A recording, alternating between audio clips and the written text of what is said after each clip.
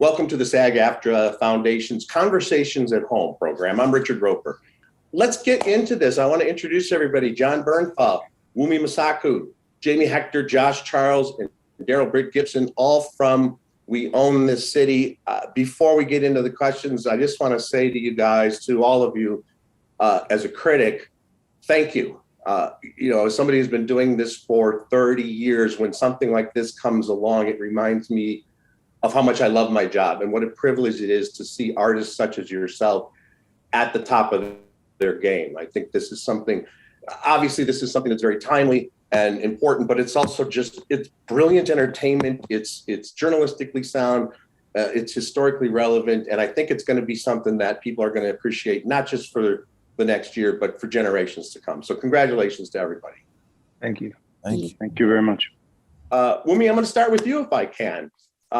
Department of Justice Attorney Nicole Steele. I want you to talk a little bit about this character if you can, because I feel, Wunmi, that she kind of represents us, the viewer. She's our guide through all of this because she asks the questions that we might be asking if we were in that situation. Can you talk a little bit about playing this character? That's exactly how I think of her. I think of her as the audience watching, asking the questions that we're all thinking and trying to figure out how this could have ever happened and how we can stop it from happening again. When I was reading the script, I just felt like all the things that I was thinking, all the things I was feeling, she was thinking and feeling them and trying to, piece everything together. That's exactly who she is. She's us in the show. She's us, the viewer in the show. And it's interesting as well, because we're gonna talk to everybody else who are playing characters based on real life people from the nonfiction book. Your character, correct me if I'm wrong, I believe is more of a composite, is a representative of several individuals. So you don't have, I guess, the luxury of looking into the real life characters and doing the research. You have to kind of create this on your own. What kind of do you do research still, even though it's a fictional character? How do you prepare yourself for something like this? Yeah, it's interesting that you say the luxury of, because I feel like it's a freedom and a lack of, there's not the pressure, I think, that I imagine everyone else has playing real life characters, real life people who have real life families and, real life consequences. And, for me, it feels like a little bit more freeing and less pressurized. But yeah, you have to do the research. I'm not American, and I had to understand like the judicial system and just how things work here. And a consent decree, I had no idea what that was, and learning about Baltimore and policing and the systemic problems within the system, not just in the police, but on a macro level. I had to just figure out how everything worked, and there is a bit of backstory about her life throughout the show, so I could piece those things together and paint a picture of who she was before we meet her, which is really helpful for me. It was just figuring out everything, because it was all so new to me. The story was new to me. Everything was new to me. It's interesting too, because when we see this narrative, it's complicated, and there's time jumping back and forth. Although I think that obviously the showrunners and the editors and everybody did such a beautiful job of making sure we knew where we were. But throughout this, we're kind of reminded that this series, it's kind of the antithesis of the Law and Order narrative. Law and Order, you get a case, it gets 46 minutes later, we got it all wrapped up, and it's just not that simple. And I think, again, your character kind of represents the complexity of this. I feel like she's spending a lot of time trying to convince people she's not the enemy, because everybody regards Nicole with a little bit of suspicion when she walks into the room and starts asking questions. Yeah, I mean, she says somewhere in one of the episodes that she was on the wrong side at one point, and she pivoted because she felt like she was exacerbating a problem that, in fact, she wanted to fix. She thought justice was justice, and realizing that she was on the wrong side of she pivoted to the civil rights office. So yeah, I think she is completely aware that people will look at her with a furrowed brow because they don't know which side she's on and what her motive is and her. But I think she's quite clear and honest about, and she's not scared to say I think I'm doing the wrong thing. Let me do the right thing. Or I think I'm doing the right thing. I don't know if I can do this anymore. Or I feel like this and let me, she's not scared to kind of change. And, but yeah, I can understand why people would be skeptical, I think because so often your character is dealing with people who have different levels of what they think they're being honest, but there's a lot of duplicity. And you're the real deal. You're asking questions out of a sincere interest in figuring out how we can solve these problems. So that's almost disarming. And I think sometimes puts some of the cops, some of the other people on the defensive. Well, there is the fact that everyone kind of knew this was like an open secret. Yeah. There is a list that's going around the courts that of the police officers who are known for perjury. Like this is in the courts. This is my world. And yet we are still aiding and abetting and enabling and not holding people accountable. So why wouldn't people look at me with a side-eyed and not automatically trust me? Because even the courts knew what was going on and didn't, instead of like doing anything about it, they just worked around it. Yeah, very, very well said. I want to bring in Jamie Hector, homicide detective, Sean Suter. We just talked to Wunmi about playing a composite. Now you're obviously playing somebody who was a real life person, actually was the subject of a documentary about the case involving him. Can you talk a little bit about your approach to playing this character, Jamie? Well, the approach for me to playing this character was reading the book, We Own the City, and also just having conversations with Sean's colleagues, some of his colleagues off the record, learning a little bit about Sean, and also tapping into as much of his voice as possible, right? Listening to, he was on the stand for a case that took place. I think we also covered it in the show, of the young man that was killed in the alleyway for trying to put up a fence. So listening to his testimony also really locked me into whatever information I can find out about his economic status, his mortgage, his family, his loved ones, but not talking to his family though, because like Wunmi addressed earlier on, it's a sensitive subject, it's the real person, and some may agree or disagree in the direction the show is taking. So I chose to opt out of that and not really speak to his family, just pay respects to them by really trying to, lend a voice to Sean's life. And then also just tapping into his past, the way he was raised, where he was raised, who raised him, who he loved, who loved him, and understanding his mindset moving forward into this journey. And then one thing that was really interesting to me, which Dre was our supervisor, and on set, he was part of the GTTF also, but later on, but anyway, he shared with me that Sean really had a gift in putting cases together, which was really important to understand, his willingness to just sit on a case or sit outside of a place to bring justice to a family, but just really not rush it. His patience was really important. His ability to just sit, put a case together little by little, understanding all details matter. And that was really key to me.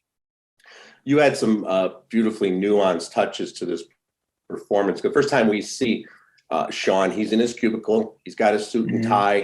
He's at a certain point in his career, he even talks about, hey, in 2 years, I'll have my 20 and I'm gone. But you get the sense that he has not been able to shed that skin of the past, that it's still there. And we see that then because then Jenkins comes in and he's all macho and bravado and he's literally carrying the latest loot from his bust in. And the camera lingers on you for just a second where you can see you're doing your job and you're trying to do it by the book, and you're repulsed by certain parts of it. I feel like that's what you're trying to convey. Right. I mean, it's something to be said about playing with your coworker that lends a lot to everything. Jenkins. I mean, I could easily just paid attention to him, which is what I did, because you see when he walks in, it's different. He brings a certain type of force and energy with him. Yeah. And just really listening and responding to him, I think is probably, and also the experiences, right? What Sean experienced with Jenkins in the past, but his energy and his vibe and what he brings to the table lends a lot to me being able to just express myself the way that I did, right? Because that's very important. So when Sean is at his cubicle sitting down, I mean, you might see that that I'm really locked into the work that I'm doing. But when you see his brother walk in, it was different. Yeah. I mean, it was different. The energy level was different. So just responding to that is I think what you saw in that moment. And we get the sense throughout that, Sean is still, in a place where he treats the residents of Baltimore as fellow human beings. That's not necessarily the case with some of his colleagues, but it's a tough road for him because there's such distrust of anybody who's on the other side of that blue line. So can you talk a little bit about that, kind of showing that this is someone who still has some compassion, who still believes that not everybody is a suspect? You know what? That's one of the things that I learned about him also. And having a conversation with folks in the community, they also said that his level of respect for the people and the people that he tried to bring closure to their cases, not just them, but also the civilians, right? His level of respect and just treating them and talking to them with respect was one of his calling cards, right? They had nicknames for him. They called him Face. Something else they called him too. It's escaping me right now. But that level of respect is also what led him to being able to close cases. Because it's not easy to close cases when you don't have the strongest asset for detectives is, your strongest informant. You're as good as the person that's going to give you that phone call and tell you what's going on and what happened. And I think his respect and appreciation for the people is what allowed him to close so many cases. But yeah, you could even tap into YouTube. There was two young ladies that were just on the street, and they were just like, when they were talking about him, how they spoke about him, his funeral, how everyone spoke. You can say everything you want to say about yourself, but it's what people say about you when you're here and when you're gone that holds weight. And I really paid attention to what people said about him, which was for the most part positive. And that shines through in the performance.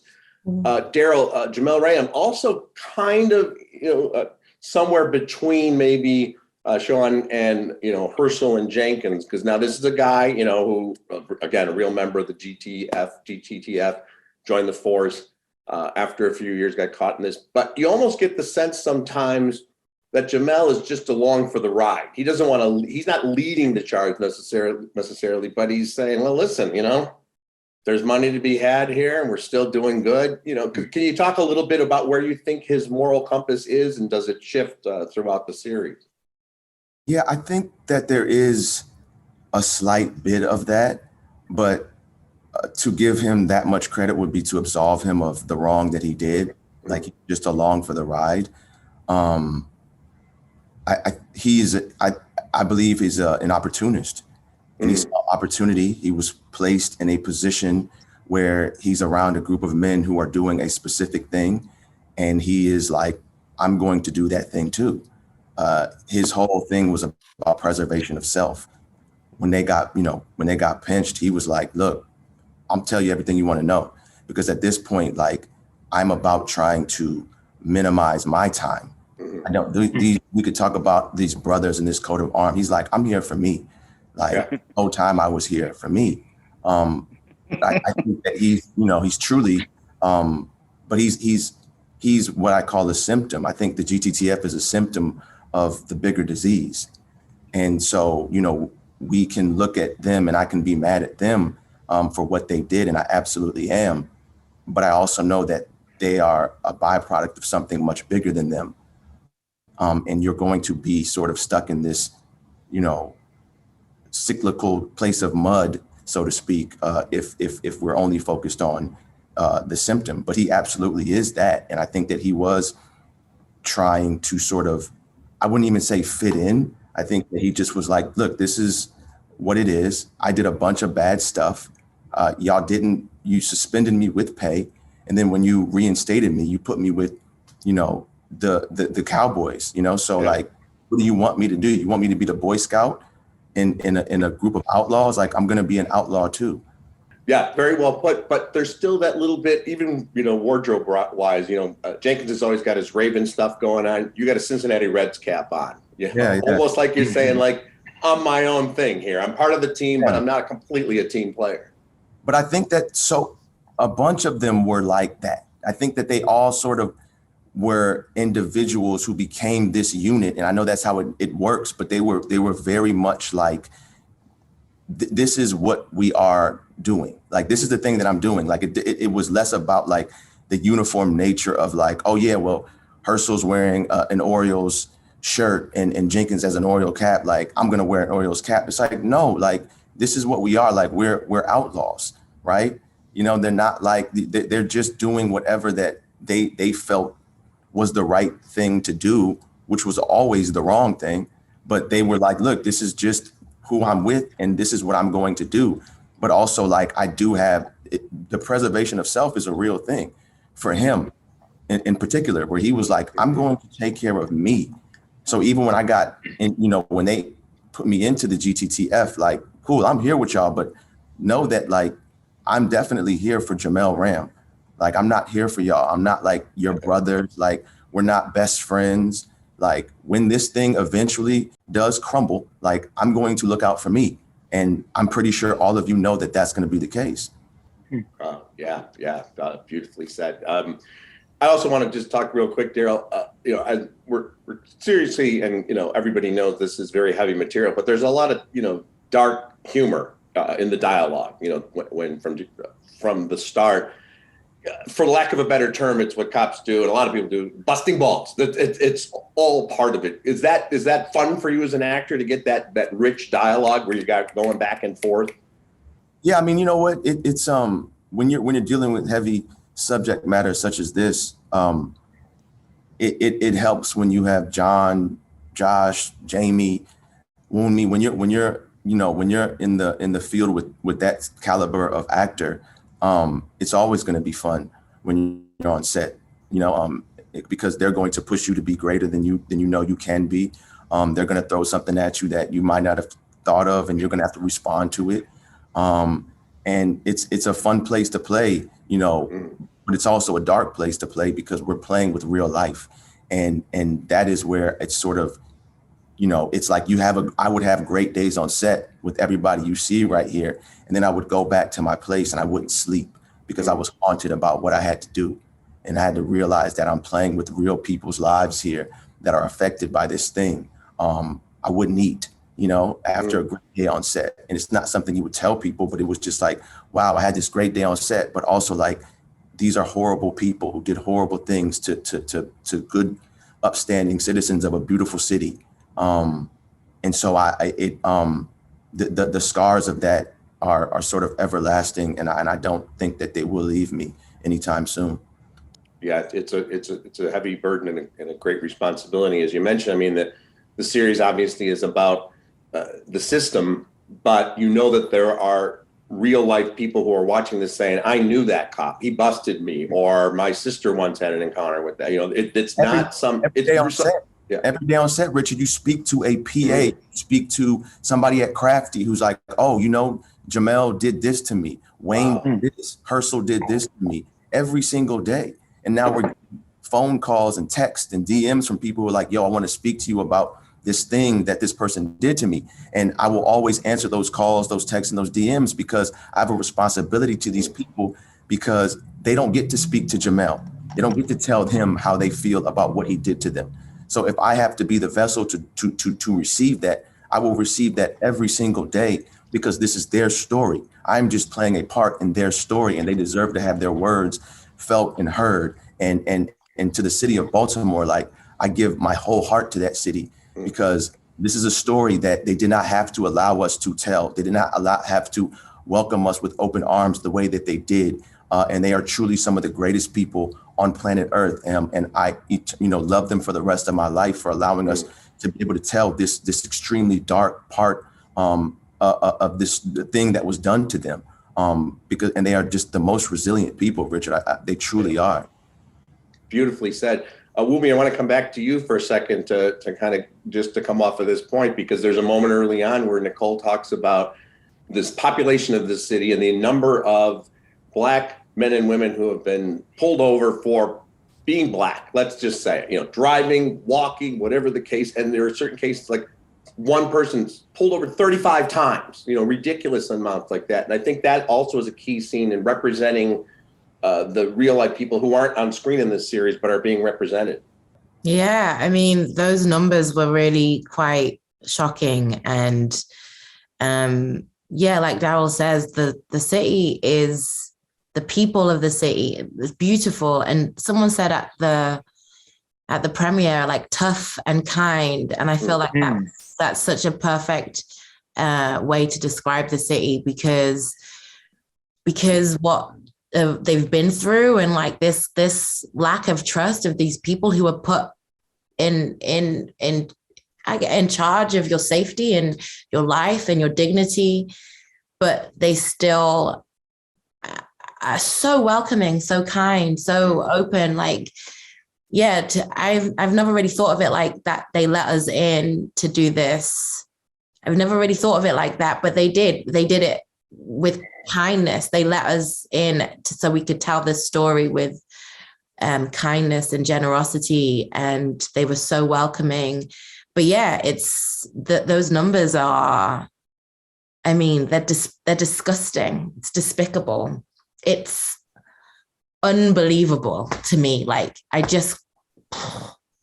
to be stopped so many times. I mean, how do you live your life? Like, constantly interrupted with this fear of death, of indignity, of like losing everything you have. That's a lot of pressure to live under. And the fact that they still have such kindness is testament to, I don't know, humanity and hope. yeah, and resilience and heart. And it is incredible, because we're talking about 2015, not 1952. We have sometimes we look back at historical drama. Oh boy, thank God things aren't like that anymore. Well, this is a reminder of how far we still have to come. I want to bring in Josh Charles here, Daniel Herschel, who is already a character in this series before we ever see him, because his name gets mentioned every single time there's a discussion of corruption. He's the Thanos of this, like he's this looming figure. I want to start off by saying, first of all, Josh, you're from Baltimore, correct? Yes, sir. So I've seen you work your Orioles cap into different roles, not just in this performance. And as a White Sox fan in Chicago, mad respect for that. You gotta represent your own team. Thank you, sir. Appreciate it. Are you kind of an unofficial Baltimore consultant on something like that because you know the city so well? I would never claim to be that. No, I mean, I think certainly David lives in Baltimore, has written extensively in Baltimore, started off as a journalist there, and George and the work that they've done together, I think they're very well versed in it as well. I think what's interesting is, just in terms of Baltimore, we talked to when we said a little bit at the premiere that, we're focusing on this particular story, and there is a lot of beautiful things about Baltimore. And I think as much as everyone admires The Wire and the city in terms of its creativity and its narrative and what it did and the scope, I think there is an element sometimes in people in Baltimore, like we want people to know that the city is more than just that, right? That the city, what the totality of the city. And I feel like these actors I got to work with, it was so touching for me at our premiere for them all to speak so highly about my city, because I love it so much, warts and all. It's formed me. It's very much a part of my identity. And there's a reason it's called Charm City, right? I mean, I think what people are saying, tough and kind, is they have a sense of humor about themselves. They try to sort of move forward. People are really good. They're kind. They're warm. They treat you straight up who you are, without any pretense. So I think this story, you know, while horrific, is a really important story to tell. I mean, it happened, and it's an ugly chapter in our history, but it's important to tell these stories and to hold the mirror up. Well, and it's, I mean, obviously very Baltimore centric, Josh, but it's also universal. I mean, sadly, in many ways, I'm in Chicago, and we don't need to go through the litany of everything Chicago's been through and these same issues. So I think when you're telling that story, one of the things I really appreciate about the writing and about your performance is it's not too inside. You know, anybody who's watching this, who's lived in an American city, can relate to this. Mm-hmm. Yeah, I mean, I will say one thing I felt, you know, I guess I took it on myself, was just knowing when I was going to do the role, you know, that Herschel is, I guess what separates him in some ways is just he is the one character who's from Baltimore City proper, right? I mean, he's from Highlandtown. He's from right in the middle of all those areas. So that was important to me. And in the research and the people I spoke to and listening to all of his body cam footage as much as I could, getting his voice was important to me. And it wasn't important to me, with all respect to you, for critics or whatever. It's important to me with my family and my friends, you know, like those are the people that I really gave shit about. They were going to say, hey, you know, the cousins is going to call you and tell you how they really think about if you nailed the Baltimore accent. So, you know, even though I'm born and raised with it, it's in my blood. I was lose sleep over it, thinking this is a tremendous responsibility, and I want to make sure I handle it with real respect. So I get that. I get that completely. People talk about the Chicago accent. I'm like, what are you talking about? What accent? What do you mean? You know? What? Josh, you know, Herschel, you know, this guy, I mean, this notorious guy. Can you talk a little bit about as an actor? I mean, you've played a lot of cerebral characters. You've done the gamut, but this is a guy who's got so much physicality and fearlessness to him. Can you talk a little bit about playing that kind of role? Yeah, I mean, you know, you jump in, you know, you do all the things you do with every role, you know, who am I, where am I, who am I with, what do I want, you know, what are the given circumstances here, like what does this character want, what is this environment? And I think the main thing is you try not to judge. I mean, and that's hard with a character like this. And I think the beauty of the writing, as you said, is no actor wants to wear exposition ever, right? I mean, you know, especially when you're in television, and, you know, and sometimes we've all done it, you know, you get handed it, and the good writers make it really smooth. But for this, what I thought was so amazing for Herschel is the writing, and so brilliant, because they do all the exposition for you, is what you mentioned earlier. And he's mentioned so much that when we first get to meet him and Nicole, you know, in that bar scene, I just felt like a lot of it was done for me. So I don't need to play any of that. That's there, that's given, we know. And I think when you also look into that, you know, the word monstrous has come up when I've been reading some things about the show with this character, but that's not how you can approach a character. You know, that's not helpful for me. You know, he certainly didn't view himself that way. The people I spoke to about him, frankly, that worked with him, didn't talk about him that way. And I don't see how that would be productive in playing him. I mean, I think he made choices. And I think what they do so well in this series as a whole is they give everybody a voice, you know? Yep. And I think that scene wasn't in there when I first signed on to do the show. So when David and George wrote it, you know, the scene with Wunmi and I that just aired, I think I was really happy about it, because it gave him a point of view. You know, it may not be a point of view that I agree with or that you agree with on a moral level, but it's how a lot of police feel. And I think it's part of why he succeeded in that time so well, despite all of his warts, if you will, for lack of a better word, is because, you know, he pushed through when others were pulling back. And I think that allowed that to happen. So, I don't know. No, very well said. John Bernthal, thank you for your patience. Sir, good sir, we appreciate it. I want to bring you in to talk about Sergeant Wayne Jenkins. And now this is a fascinating character, actually, because this character, he's a Baltimore guy. He was a Marine. He becomes a police cadet. We see early on this guy, again, it's kind of what Josh was saying. He doesn't think he's the bad guy at all here. He thinks he's a hero, I think, from the start. Absolutely. Look, I mean, I think he's very much made to feel that way, and he's only been sort of lauded, supported, applauded, and celebrated by his department. I think it's, you know, what these guys do better than I think anybody else out there. David and George, they really know how to weave a story and examine the system in this very cerebral, very sort of journalistic, clear way. But they really can whittle it down and see how the system totally affects the individual on the most human of levels. And I think it's just put out there that he was celebrated. I mean, he was considered the top cop, and that swagger and that bravado and that larger than life thing. I mean, that's what everybody said about him. He'd walk into a room and he would just take over, and that's very much because the system and the protocols that were in place were all about numbers. It were all about points on the board, and if you're putting points to the board, you could do whatever you wanted. And I think his story is really one of getting completely of perverting that, and when greed and really terrible decision making just has a toxic effect, but that is that toxic effect of the system on the individual. And one of the brilliant things you do throughout, because we talked about how the timeline shifts, so we see Wayne at different points, but in addition to like the hair and the facial hair, the physicality of the character, you kind of change his walk, right? As he becomes more puffed up and more macho and more confident. Is that a conscious thing where you're conveying where he's at, where Wayne's at along his journey and becoming more and more corrupt and more comfortable with it? Look, I can't help but imagine. I think David, when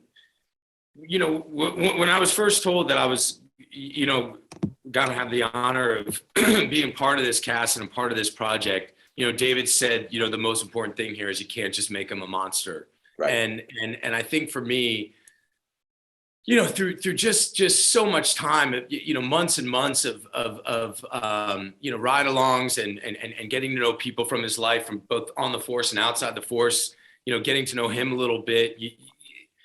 The one thing that was uniform about Wayne Jenkins and anybody that talked about him was how committed he was as a father, and that was something that really resonated with me as a dad. And I think there's just like this the crux of his inner conflict is how is he engaging in all of this behavior that will ultimately make him lose his freedom, keep him from his family, but also just treat people so unbelievably unhumanely, but also be such a loving, doting, present, and just committed father. How do you go about that? And I think it manifests itself. I think that conflict just gets bigger and bigger and bigger. It's a disease. It grows. And that's really what I think that was. The bigger the lie, the louder you get. The more you fake it, the more the swagger just grows and grows and grows. And I'm grateful for that. I'm grateful. I think that there's deep-seated shame and insecurity all over this character. Brilliantly said. And on that note, we're going to close it out. I want to thank you guys all so much. On behalf of the SAG-AFTRA Foundation, I want to thank you for sharing your experiences and your process and your craft with your fellow performers. Thank you so much. Thank you. Thank you.